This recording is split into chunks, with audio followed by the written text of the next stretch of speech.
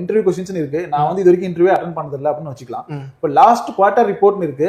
அப்புறம் வந்து பாத்தீங்கன்னா ஐஓபி ப்ரொடக்ஷன் கொடுத்துருக்கீங்க. சோ ஓகே, இத பத்தி எல்லாம் என்ன கொஸ்டின் கேட்பாங்க? இத பத்தி என்னன்னா, இப்ப லாஸ்ட் குவார்டர், அதாவது நீங்க இன்டர்வியூ அட்டெண்ட் பண்றதுக்கு முன்னாடி ஒரு 4 மாசம் அந்த கேப்ல ஐஓபி ஏதாவது ஒரு ப்ராடக்ட் எடுத்து வந்திருக்காங்களா? அதாவது ஏஐ சம்பந்தமான ப்ராடக்ட்ஸ் இருக்கா, இல்ல அவங்க ஏதாவது ஆப்ல அப்டேட் பண்ணிருக்காங்களா, இல்ல வந்து ஐஓபி ஒரு நேஷனல் லெவல்ல வந்து பாத்தீங்கன்னா ஏதாவது ஒரு சாதனை படைச்சிருக்கா? இப்போ சில பேங்க்ஸ்ல வந்து பாத்தீங்கன்னா நிறைய குளோபல் ரேங்கிங்ஸ் வந்திருக்கு, எஸ்பிஐ இதெல்லாம். அந்த மாதிரி ஐஓபி ஏதாவது வந்திருக்கா? ஐஓபியோட ப்ராஃபிட் என்ன, எப்படி ஐஓபி ஃபங்க்ஷன் ஆகுது, எப்படி மக்கள் கிட்ட ஐஓபி எந்த அளவுக்கு கனெக்ட் ஆயிருக்காங்க அப்படின்ற விஷயத்த நம்ம படிச்சுட்டு போனாலே போதுது. ஸோ இதுதான் மேக்ஸிமம் வந்து பார்த்தீங்கன்னா கொஸ்டின்ஸ் இருக்கும். ஐஓபி ப்ராடக்ட்ஸ் அப்படின்னா ஐஓபி சம்பந்தமான லோன்ஸாக இருக்கலாம், டிஃப்ரெண்ட் டைப்ஸ் ஆஃப் கிரெடிட் கார்ட்ஸாக இருக்கலாம். ஸோ இது வந்து இந்த மாதிரி கொஸ்டின்ஸ் கேட்பாங்க. எஸ். ஸோ இப்போ நெக்ஸ்ட் வந்து பார்த்தீங்கன்னா ப்ரொஃபைல் ரிலேட்டட் கொஸ்டின்னா, நான் என்ன ப்ரொஃபைல், இப்போ நான் வந்து பார்த்தீங்கன்னா நான் இன்ஜினியரிங் ப்ரொஃபைல்.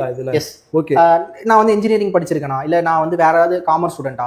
ஸோ அந்த ப்ரொஃபைலுக்கு ஏற்ற மாதிரி கொஸ்டின்ஸ் கேட்பாங்க. எப்படி உங்களோட ப்ரொஃபைல் எப்படி இந்த ஐஓபி எல்பியோட கனெக்ட் பண்ணி ஒர்க் பண்ண போறீங்க அப்படின்ற மாதிரி கொஸ்டின்ஸ் இருக்கும். இந்த அப்டேட்ஸ் இன் பேங்கிங் சர்வீசஸ் அப்படிங்கிறது என்னன்னா ஒண்ணும் இல்ல. இப்போ நீங்க இந்த ஆர்பிஐ சர்க்குலர் எல்லாம் படிச்சிருப்பீங்க இல்லையா? ஆர்பிஐ நிறைய வந்திருக்கும். ஆர்பிஐ ரிலேட்டடா அதுதான். இந்த எம்பிசிங்கிறது monetary policy committee. Monetary policy வந்து பாத்தீங்கன்னா எப்ப உங்களுக்கு ரிலீஸ் பண்ணுவாங்க தெரியும். ஒவ்வொரு குவார்டருக்கு ரிலீஸ் பண்ணுவாங்க. ரெப்போ ரேட், ரிவர்ஸ் ரெப்போ ரேட்ல என்ன சேஞ்சஸ் இருக்கா, சேஞ்சஸ் இல்லையா அப்படிங்கறத சொல்லுவாங்க. அதுதான் அந்த அப்டேட் நீங்க பண்ணிக்கணும். கரெக்ட்டா சார். நார்மலா வந்து பாத்தீங்கன்னா பேங்கிங் ஆம்பட்ஸ்மேன் என்னன்னு கேட்பாங்க, பிசினஸ் கரஸ்பாண்டன்ஸ் என்னன்னு கேட்பாங்க. சோ இந்த மாதிரி தான் இருக்கும்.